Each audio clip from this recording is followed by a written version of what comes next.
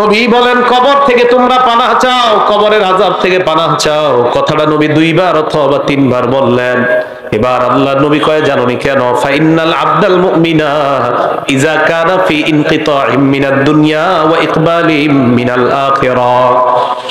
মুমিন যখন দুনিয়া থেকে বিদায় নেওয়ার সময় হয় আর আখিরাতের দিকে যখন মুমিন রওনা করা শুরু করে দেয়, নাজালাত ইলাইহি মালাইকাতুম মিনাস সামা বিদুল ওয়ুজুহ, সুন্দর চেহারাওয়ালা আল্লাহর হাজার হাজার ফেরেশতারা ওই ঈমানদারের আত্মাকে স্বাগত জানানোর জন্য উপস্থিত হয়ে যায়। ঈমানদার বিদায় নিবে, সুন্দর চেহারা বিশিষ্ট হাজার হাজার ফেরেশতারা ঈমানদারের সামনে আসে। আসার পর দেখেন, আপনারা দেখবেন যদি কোনো মুমিন মারা যায়, মারা যাওয়ার সময় কিন্তু আমরা একটু অনেক সময় বুঝতে পারি যে এই লোকটা মারা যাইতে পারে আজকে।